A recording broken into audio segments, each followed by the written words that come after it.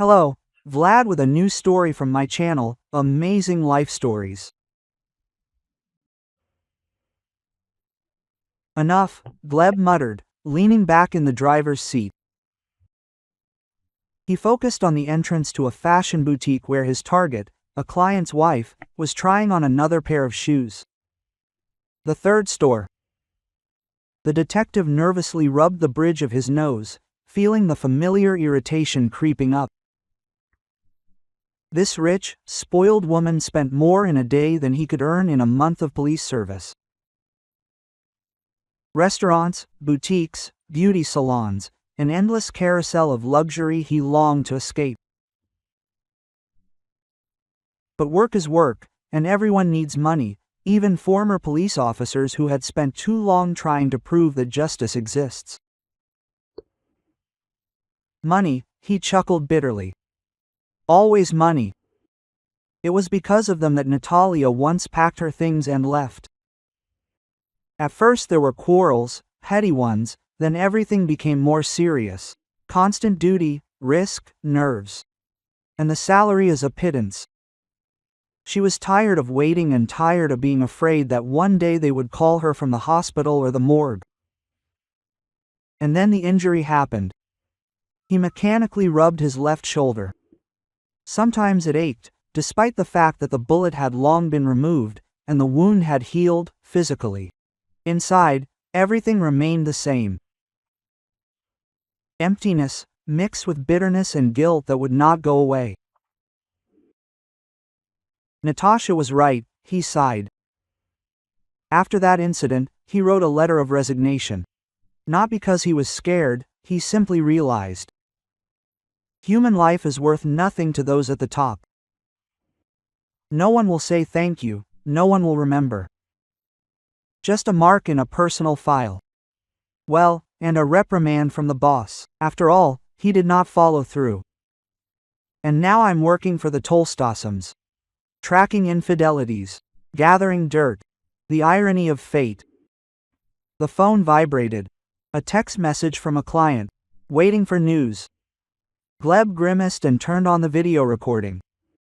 The woman had already left the boutique, accompanied by a man, young, well-groomed, with model-like looks.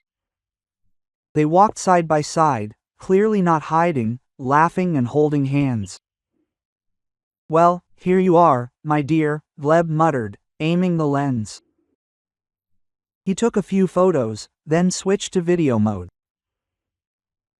The couple stopped at an expensive foreign car, and the woman turned around and passionately kissed her companion.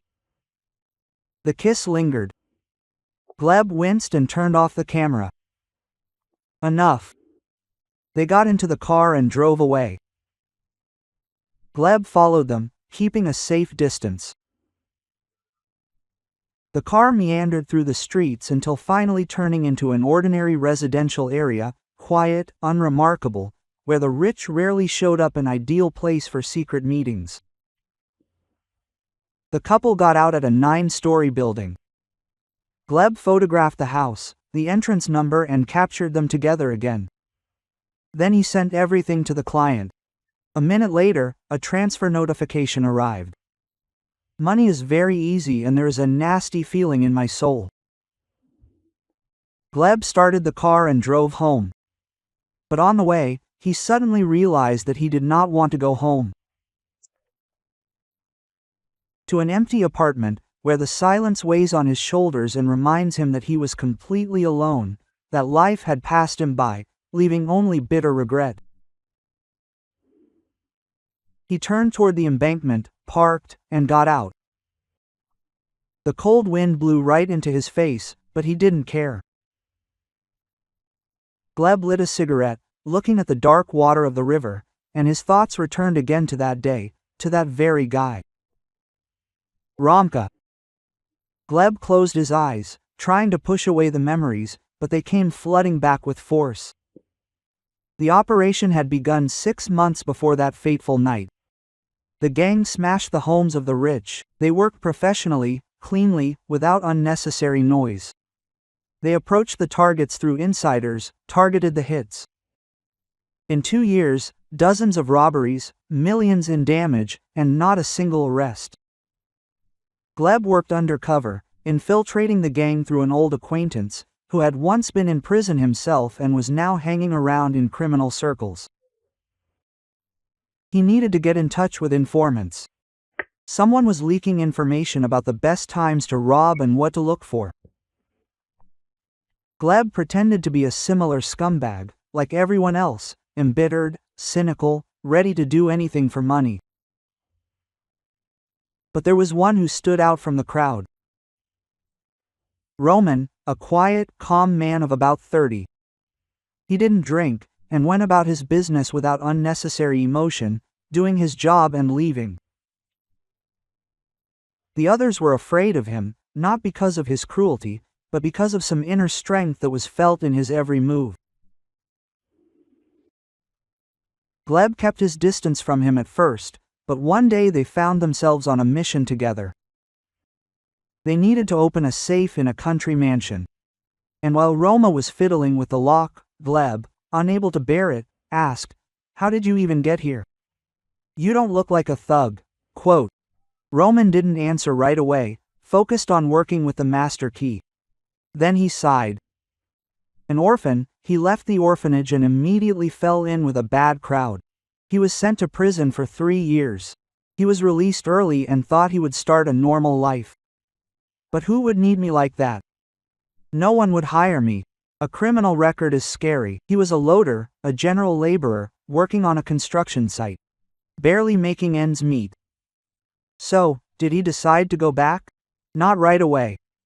Roman shook his head. He met a girl. Such a simple, sweet girl. She was raised by her grandmother. She had no parents. He fell in love with her immediately. And then they found out she was pregnant. He fell silent, and Gleb noticed a flash of pain in his eyes. I want to do everything for her, you know, so that the child grows up in normal conditions, so that they have a home, well, a roof over their heads. And how will I give them that? With a loader's salary? Roma smiled bitterly. So he agreed when a friend invited him to do a job, albeit with difficulty. He thought, well, I'll save up for a small house and that's it, I'll quit. I'll go with them somewhere far away, to some village. I'll dig the earth and grow a vegetable garden there, as long as they are happy. Gleb remained silent, but something inside him sank. Well, this man wasn't a criminal by nature. He'd simply found himself backed into a corner. And Gleb suddenly realized that when the operation was over, Romka would be locked up with the others. No one would figure out that he was doing it for his family. The system doesn't forgive that. And then the unexpected happened. The gang learned that the liar was working among them. Gleb was identified. There was an informant in the police, and the gang leader stood there with a pistol in his hand. 2 henchmen were nearby. He thought we were idiots, the leader muttered. He thought we wouldn't check. Gleb understood. That's it, this is the end. The capture team hasn't arrived yet, there's no contact. 1 against 3 armed men. And then Romka lunged at the leader, stunning him with a single blow to the head. A fight ensued, but the 2 of them managed to subdue the bandits. The men, breathing heavily, looked at each other. Gleb nodded gratefully, and then a shot rang out. The thug came to and reached for his pistol. Gleb, feeling a sharp pain in his shoulder, fell. Romka turned, shielding it with his body. A second shot, a third. Roman fell next to him. The assault team burst in a minute later. They subdued the bandits, but they weren't able to save Roma. Before he died, he only managed to whisper. He knew it would happen. He didn't save any money on his card. He opened a safe deposit box at the bank. This key is registered to it. And he handed Gleb a small metal key. Find my wife, give it to her. Tell her I love them. Because of the silence. Gleb squeezed the key in his palm, feeling everything inside him literally tearing apart. This man had saved his life, sacrificed himself, although he could have escaped. And his last request was to take care of his family. After being discharged, Gleb began searching, but almost immediately hit a dead end. Roma and Lyuba were never officially married. There were no marriage certificates. No one from the gang had seen her. Roma was afraid his partners might hurt her, so he kept everything secret. Addresses, phone numbers, nothing. Gleb visited every maternity hospital, every clinic. Absolute emptiness. He searched for months, but found nothing. And the key was still in his jacket pocket, a heavy reminder of an unfulfilled promise. He had failed to keep his word to the man who had saved his life. The man stubbed out his cigarette and returned to the car. His soul felt empty and smooth. The money he had earned today still felt dirty. Everything felt dirty. He started the engine and drove home. On the way, passing a bus stop, he noticed a pregnant woman. She was standing alone, wrapped in an old jacket. There was no one else at the stop. It was already getting dark. Gleb slowed down and rolled down the window. "Can I help you? Maybe I need a ride?" Quote. She winced and shook her head. "No, thanks. The bus will be here soon." "What bus is it? 8 o'clock already?" Gleb smiled. "Don't be afraid. I'm not a maniac, honestly." The girl hesitated, then approached cautiously. Gleb got a better look at her. Young, about 20 years old, dressed simply, without frills. "Where are you going?" "To Sosnovka. It's outside the city. It's probably about 40 kilometers from here." "Never mind, get in, I'll give you a ride." She sat down, clutching her old purse. Gleb pulled away. "Thank you very much," the girl said quietly. The bus had just left, and it was unclear when the next one would be. Taxis are so expensive these days, and I count every penny. "You're welcome. My name is Lyuba, Gleb." They rode in silence. Then the passenger spoke.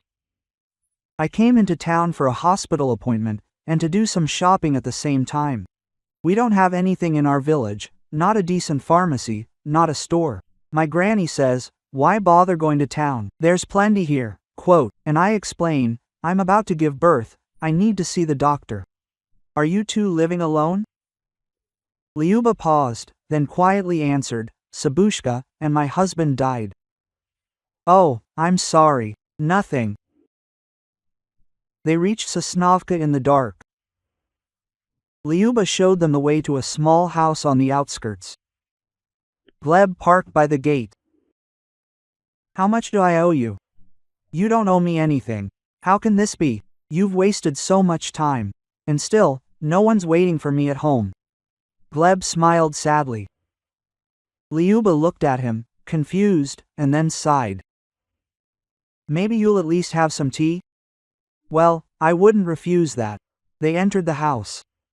It was warm, clean, and smelled of fresh bread. An elderly woman greeted them at the threshold. "Granny, this is Gleb. He helped me get from the city." "Oh, thank you, son." Grandma bustled about. Come in, sit down." They went into the kitchen. Gleb sat down at the table, and then his gaze fell on a photograph hanging on the wall. Roma, young, smiling, happy, and next to him was Lyuba. "Is this your husband?" Gleb asked hoarsely. Lyuba nodded, looking at the photo. "Yes, Roma." Gleb couldn't speak. His throat tightened. Everything swam before his eyes. He found her. Finally found her. "Forgive me," he squeezed out. "I knew him." Lyuba turned around sharply. "That I was there when he died," and Gleb took the key from his pocket.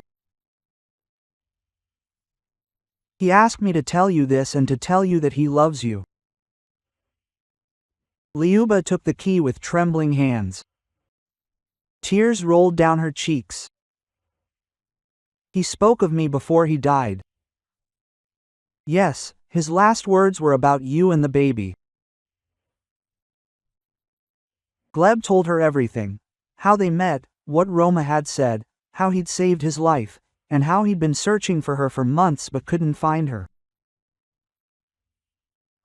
Liuba kept crying, covering her face with her hands, and her grandmother hugged her and began whispering something soothing. He really wanted you to have your own home, Gleb finished quietly, so that the baby would grow up in prosperity. He did everything he could to make that happen. At first, Liuba didn't want to take the money. It was unfairly obtained. You know, Liuba, for oligarchs, this is pennies. They spend so much in a day, believe me. After some hesitation, she finally agreed. And in the morning, they went to the bank. Liuba opened the safe deposit box. It wasn't much by rich standards, but for her, it was a fortune. This is definitely enough for a house, she whispered, looking at the bills. He kept his word. She spent part of the money on renovating her grandmother's house, and put the rest away for the future, in a savings account. When their son was born, she named him Roma, after his father. Gleb began visiting often. At first, he'd just visit, help around the house, supervise the workers doing renovations, dig the garden, haul firewood, and then he somehow got hooked. He fell in love with the house and these people. He fell in love with Liuba. She was exactly how Roma described her, simple, sweet, strong. And despite her grief, she didn't break down, raising her son and caring for their grandmother. And Gleb suddenly realized he wanted to be there always, not out of a longing for Roma, but because he couldn't imagine his life without her. One evening, as they sat on the porch, Liuba suddenly said, "You know, Gleb, every time you go out, I don't want to." He looked at her, disbelieving. "You're a good person," she continued. "And Roma would be glad you're with us. Liuba, I just want you to know that." Quote. Gleb hugged her and, for the first time in a long time, felt like life had meaning. 6 months later, he moved to Sosnovka. He couldn't work as a detective anymore, but he started his own detective agency, hired trusted guys, and focused primarily on management. He felt a sense of peace. Little Rom was growing up, and Gleb became a real dad to him. By saving part of his earnings for a year, he returned everything that was in the safe deposit box, just as their baby girl was born.